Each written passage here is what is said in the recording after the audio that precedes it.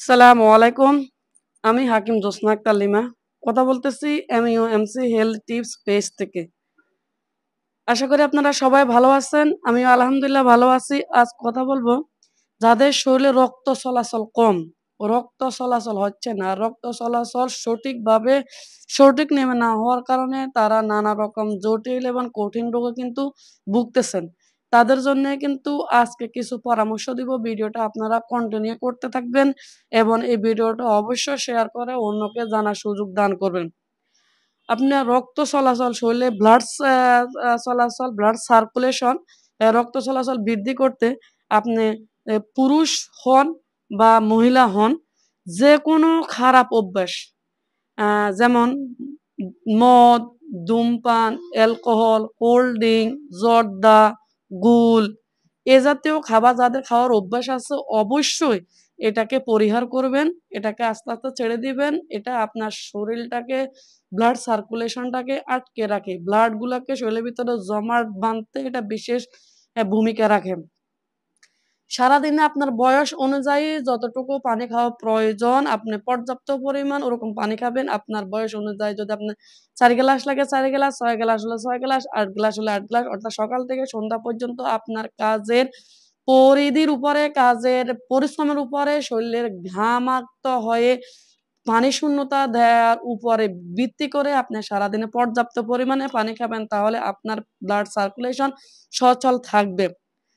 আপনি যারা দুধ চা খাওয়ার অভ্যাস আছে, প্রতিদিন অনেক বেশি দুধ চা খান, সকাল থেকে সন্ধ্যা পর্যন্ত ৮ থেকে ১০ কাপ দুধ চা খান। এই দুধ চাটা কিন্তু আপনার শরীরে ব্লাড সার্কুলেশনটাকে বৃদ্ধি করতে এটা কিন্তু রোধ করে। এটা ব্লাডগুলোকে জমাট বাঁধে। কাজে আপনি লেবু, আদা দিয়ে রং চা খাওয়ার অভ্যাস করুন অথবা গ্রিন টি খাওয়ার অভ্যাস গড়ে তুলুন। আপনি বাদাম, যেকোনো বাদাম, কাঠবাদাম, কাজু বাদাম, চীনা বাদাম বা যেকোনো বাদাম খাওয়ার অভ্যাস করবেন এবং বাদাম জাতীয় যে সমস্ত খাবারগুলো আছে, ওই খাবারগুলো বেশি, বেশি করে খাবেন।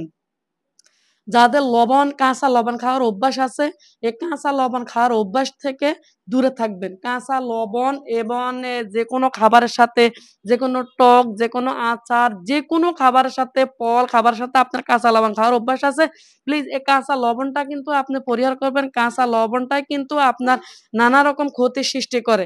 কাজে আপনি লবণ কিভাবে খাবেন? লবণটাকে আপনি নিয়ে আপনি চুলায় ভালোভাবে এটাকে ভেজে নিবেন, নিয়ে তারপরে এটা আপনি সংগ্রহ করে ওই লবণটা যদি খেতে পারেন তাহলে কিন্তু আপনার এই ব্লাড সার্কুলেশনের সমস্যা দেখা দিবে না।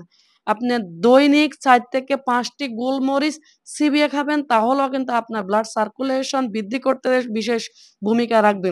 ভিটামিন সি জাতীয় ফল-মূল এবং আপনার ভিটামিন সি জাতীয় যে শাকসবজিগুলো আছে এই জাতীয় খাবারগুলো অবশ্যই বেশি, বেশি করে খাবেন।